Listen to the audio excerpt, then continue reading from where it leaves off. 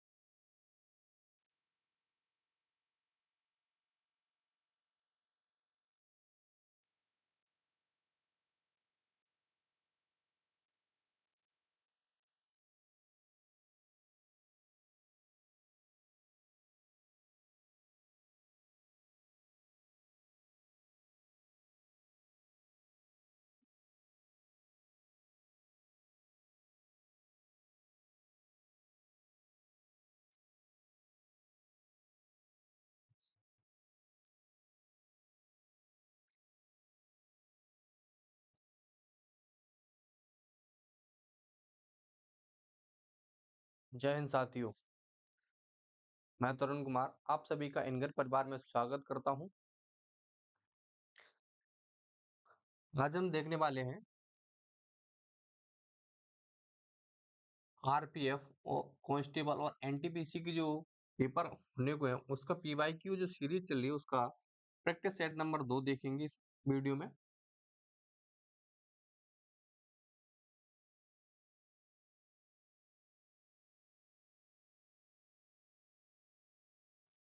Class शुरू करने से पहले आप लोगों से एक रिक्वेस्ट है, यदि आप हमारे चैनल पर नए हैं तो चैनल को सब्सक्राइब कर लें, साथ ही साथ बेल आइकन को भी दबा लें जिससे कि आप इस सीरीज के साथ हमारे साथ जुड़ सकें और जल्दी आपकी यूपीएसआई के लिए हिंदी स्पेशल की क्लास स्टार्ट होने वाली है, तो आप लोग उस क्लास में भी जुड़ना ना भूलिएगा। वो इतनी महत्वपूर्ण क्लास होने वाली है आप लोगों के लिए कि उसमें जो ना बहुत ही महत्वपूर्ण बुकों का सार लेके आया जा रहा है आप लोगों के लिए।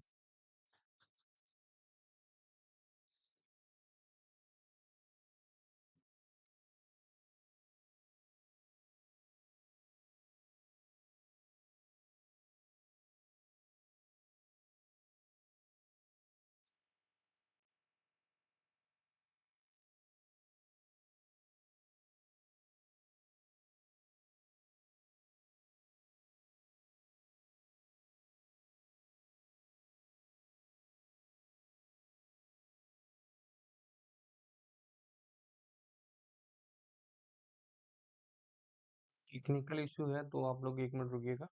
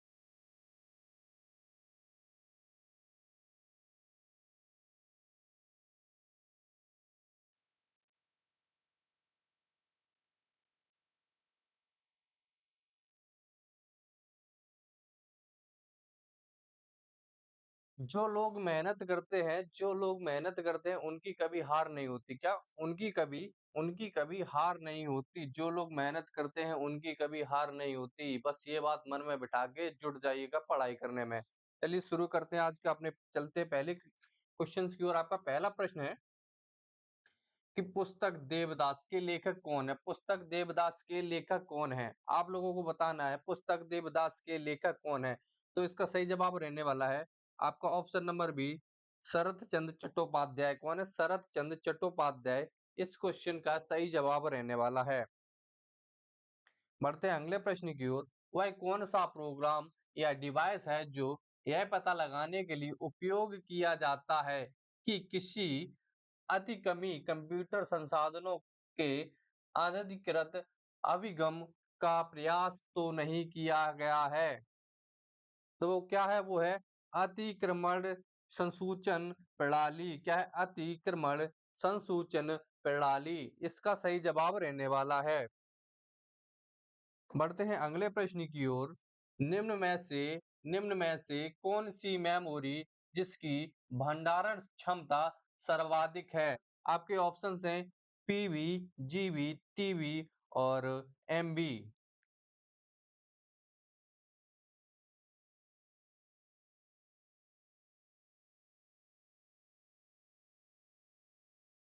आपका क्या जवाब रहने वाला है इसका? कमेंट में बताइएगा। इसका आपका सही जवाब, इसका जो क्रम होता है जो सबसे छोटा होता है, सबसे सबसे छोटा होता है उसे हम बाइट कहते हैं। क्या कहते हैं? बाइट कहते हैं। और जो सबसे बड़ा होता है, सबसे बड़ा होता है उसे हम पेटाबाइट कहते हैं। क्या? पेटाबाइट कहते हैं, अर्थात पीबी। इसका सही जवाब रहने वाला है ऑप्शन नंबर ए, पेटाबाइट। क्या है इसका सही जवाब? Option number A, petabyte. बढ़ते हैं अगले प्रश्न की ओर। जो आपका अगला प्रश्न है, एक प्रश्न और यहाँ से बनता है कि कि आपका 1 एमबी में कितने केबी होते हैं? 1 एमबी में कितने केबी के बराबर होती है? तो 1024 केबी के बराबर होती है। क्या? 1024 केबी के बराबर होती है। अगर यही एमबी के बारे में जीबी के बारे में पूछ लिया जाए तो 1 जीबी बराबर होती है 1024 एमबी। कई बार एग्जाम में ये प्रश्न पूछे गए कि कितनी जीबी कितने एमबी के बराबर होती है। तो आप लोगों को बताना है अगले प्रश्न की ओर। भारत का मूल रूप संविधान किसके द्वारा हाथ से लिखा गया था? तो किसके द्वारा हाथ से लिखा गया था? आपके ऑप्शन है रफी अहमद किदवई। क्या? रफी अहमद किदवई या कैलाश नाथ किदवई या कैलाश नाथ किदवई या प्रेम बिहारी नारायण रायजादा या प्रेम बिहारी नारायण रायजादा या कन्हैया लाल मणिक लाल मुंशी, कन्हैया लाल मणिक लाल मुंशी।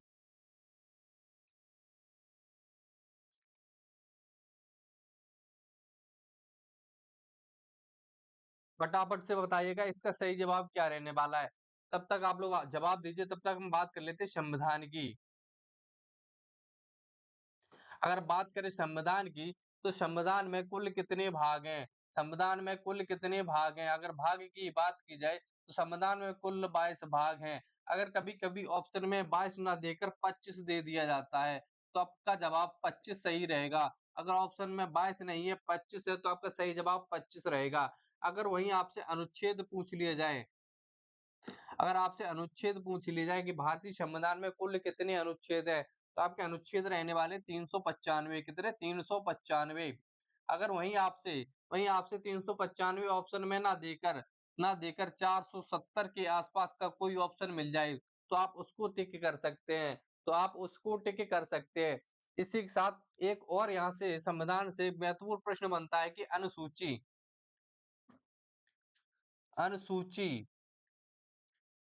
अनुसूची पहले पहले 8 अनुसूची हुआ करती थी, लेकिन वर्तमान में 12 अनुसूचियां हैं। कितनी? 12 अनुसूचियां हैं। 12 अनुसूचियां हैं। 4 अनुसूचियों को कुछ महत्वपूर्ण संविधान संशोधन के तहत जोड़ा गया है। कौन कौन सी जोड़ी गई है? 9, 10, 11 और 12।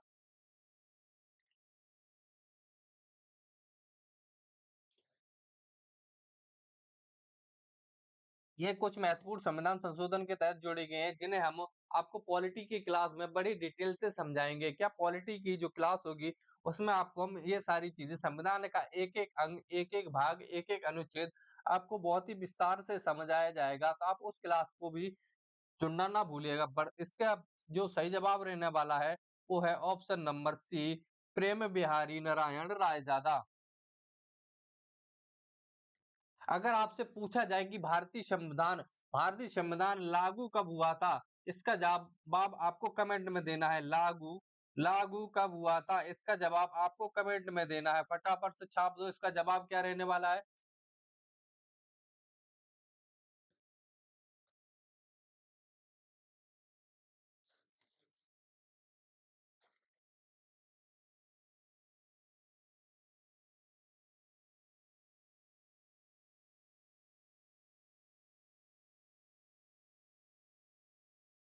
Pankaj ji, good morning, good morning.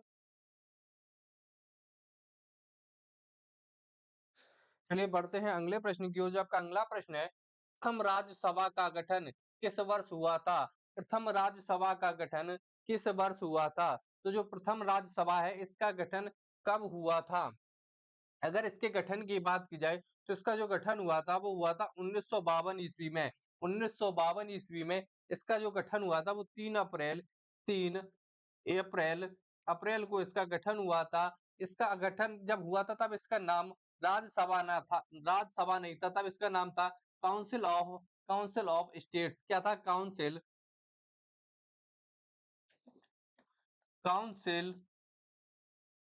Of क्या था? Council of states. अब वो बात यहाँ से एक निकल के आती है कि जब इसका नाम काउंसिल ऑफ स्टेट था, तो राज्यसभा राज्यसभा नाम इसका कब रखा गया, या राज्यसभा नाम इसका कब रखा गया? तो इसका जो राज्यसभा नाम बना था, वो बना था 23 अगस्त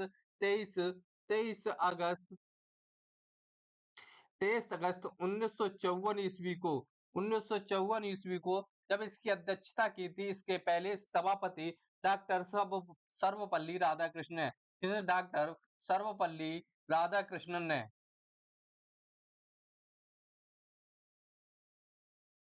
अगर यहाँ से एक प्रश्न और बनता है कि वर्तमान में राज्यसभा के सभापति कौन है? वर्तमान में राज्यसभा के सभापति कौन है? तो वर्तमान में इसके राज्यसभा के जो सभापति होते हैं, वो होते हैं तात्कालिक उपराष्ट्रपति। तो वर्तमान में उपराष्ट्रपति कौन है? तो वो है जगदीप धनखड़। जगदीप धनखड़ जी।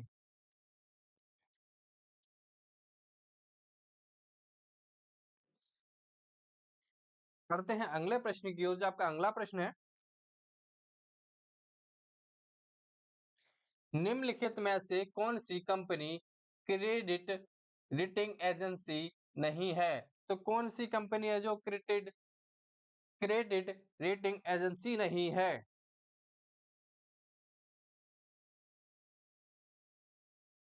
वो है भारतीय कृषि अनुसंधान परिषद। क्या यह एक सरकारी संस्था है जो जो आपको कृषि से संबंधित अनुदान देती है?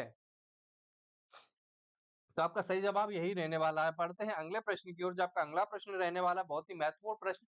निम्नलिखित में कहाँ पर इंदिरा गांधी राष्ट्रीय वन अकादमी स्थित है? इंदिरा गांधी राष्ट्रीय वन अकादमी कहाँ पर स्थित है? इसका जवाब आपको फटाफट से बताना है।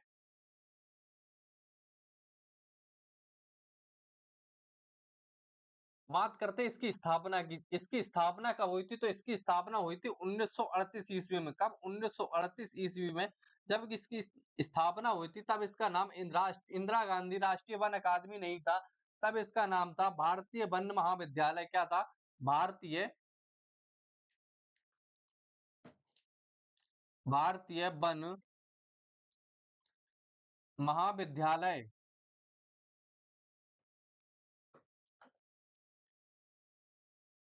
अब बात यहाँ से निकल के आती है कि इसका नाम इंदिरा गांधी राष्ट्रीय वन अकादमी कब पड़ा? तो इसका जो नाम राष्ट्रीय इंदिरा गांधी राष्ट्रीय वन अकादमी में पड़ा, वो बना 1987 ईस्वी में। कब? 1987 ईस्वी में इसका नाम बदल कर इंदिरा गांधी राष्ट्रीय वन अकादमी रख दिया गया।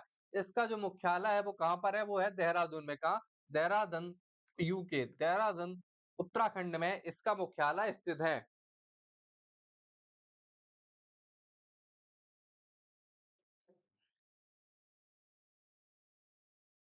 पढ़ते हैं अगले प्रश्न की ओर। निम्नलिखित में से कौन सा देश भारतीय राज्य उत्तर प्रदेश से सीमाएं साझा करता है? कौन सा देश है जो भारत के राज्य उत्तर प्रदेश के साथ सीमा साझा करता है?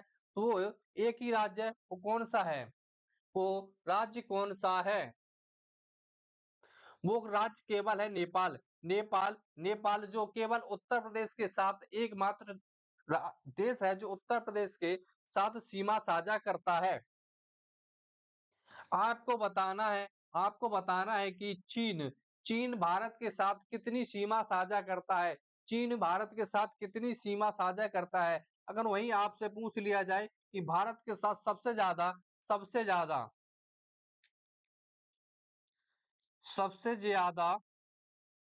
सीमा साझा करने वाला सीमा साझा करने वाला देश कौन सा है? तो वो है आपका बांग्लादेश। अगर वहीं सबसे कम की बात की जाए तो वो है आपका अफगानिस्तान। कौन सा है? अफगानिस्तान। इसी के साथ बढ़ते हैं अगले प्रश्न की ओर। जो आपका अगला प्रश्न है, हाल ही में संयुक्त राष्ट्र सुरक्षा परिषद का गैर स्थायी सदस्य देश किसे चुना गया है? तो वो किसे चुना गया है?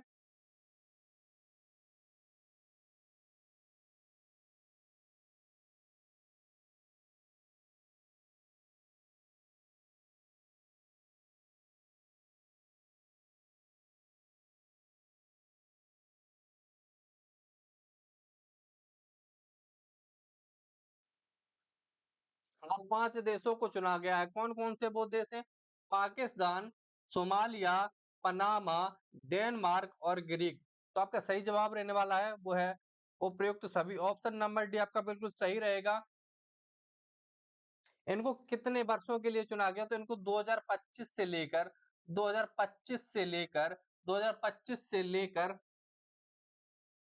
2027 2 वर्षों के लिए इनको चुना गया है। बढ़ते हैं अगले प्रश्न की ओर। जो आपका अगला प्रश्न है वो है, निम्न में से कौन लगातार दूसरी बार विदेश मंत्री बने हैं? निम्नलिखित में से कौन दूसरी बार लगातार विदेश मंत्री बने हैं? अमित शाह, एस जयशंकर या राजनाथ सिंह या डॉक्टर मनसुख मंडाविया या डॉक्टर मनसुख मंडाविया। आपका सही जवाब रहने वाला वर्तमान वर्तमान गृह मंत्री की बात करें तो वो अमित शाह जी हैं।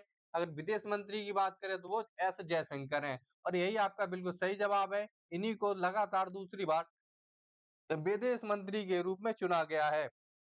अगर वही राजनाथ जी की बात करें तो ये वर्तमान में रक्षा मंत्री है। कौन? डिफेंस मिनिस्टर है, रक्षा मंत्री है। आपको कमेंट में बताना है कि मनसुख मंडाविया जी के पास कौन सी मिनिस्ट्री है? मनसुख मंडाविया जी के पास कौन सी मिनिस्ट्री? आपको कमेंट बॉक्स में बताना है। बढ़ते हैं अगले प्रश्न की ओर। मई 2024 में यूनाइटेड वर्ल्ड रेसलिंग संस्था ने कथित डोपिंग रोधी नियम उल्लंघन के चलते किस भारतीय रेसलर को दिसंबर 2024 तक प्रतिबंधित कर दिया गया है? तो वो है आपके बजरंग पूनिया। कौन है? बजरंग पूनिया। बढ़ते हैं अगले प्रश्न की ओर। टेनिस प्रतियोगिता फ्रेंच ओपन 2024 पुरुष एकल का खिताब किस खिलाड़ी ने जीता है? तो किस खिलाड़ी ने जीता है? आपको कमेंट में बताना है, जल्दी से बताओ।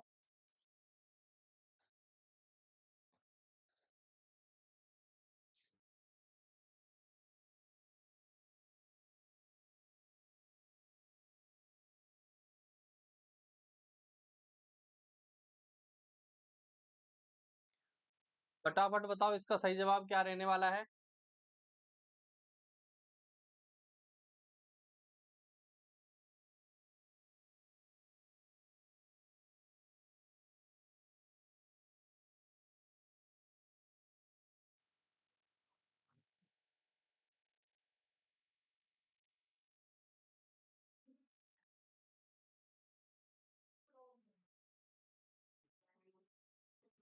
इस प्रश्न का आपका सही जवाब रहने वाला है वो कार्लोस कार्लोस अलगराज। यह किस देश के? जो कार्लोस अलगराज है यह किस देश के हैं? तो यह किस देश के हैं?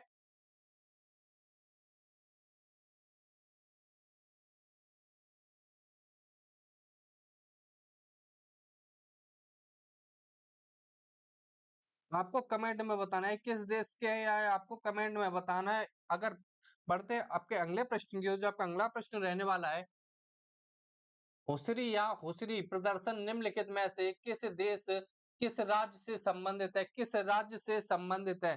क्या है आपका असम राज्य से संबंधित है यह बिहू।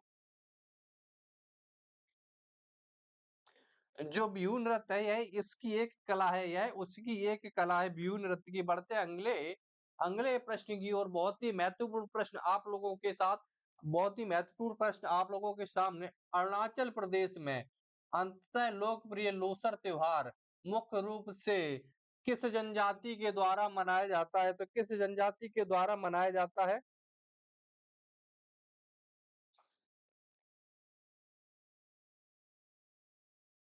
तो इसका सही जवाब रहने वाला है वो है मोनपा, या मोनपा जनजाति। जो कहाँ की जनजाति है? वो अरुणाचल प्रदेश की जनजाति है। किसकी? अरुणाचल प्रदेश की जनजाति है। बढ़ते हैं अगले प्रश्न की ओर। जो आपका अगला प्रश्न है, हिंदू हिंदू पंचांग के अनुसार गुड़ी पड़वा बहुत ही महत्वपूर्ण त्योहार है हिंदू परिवार के लिए, कि जो गुड़ी पड़वा है वो चैत मास के किस तिथि को मनाया जाता है? किस तिथि को मनाया जाता है गुड़ी पड़वा?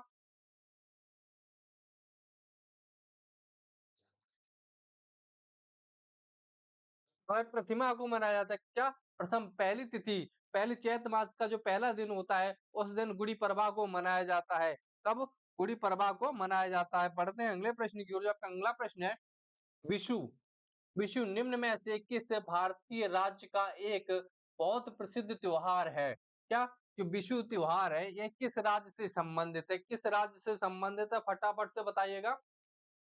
है किस राज्य से संबंधित है?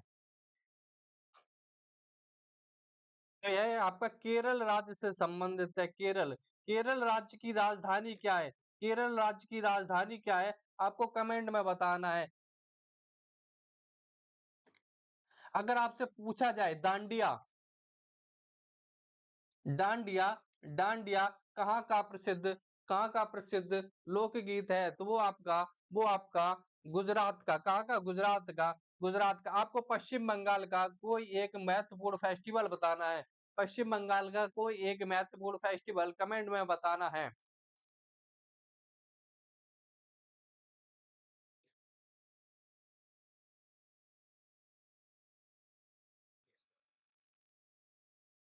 कुछ महत्वपूर्ण बातें अगर बात की जाए हिंदी की, हिंदी की जल्दी आपकी क्लास आने वाली है यूपीएसआई को टारगेटेड करते हुए। ये क्लास आपकी इस तरीके से रहेगी कि पहले आपको बहुत ही सिंपल तरीके से इसकी थ्योरी समझा दी जाएगी, फिर इसके कम से कम 200 से प्लस हर एक चैप्टर के पीवाईक्यू रहेंगे, जो आपके UPSI, UP police constable, RO, ARO, BDO के अन्य एग्जामों में पूछे गए हैं।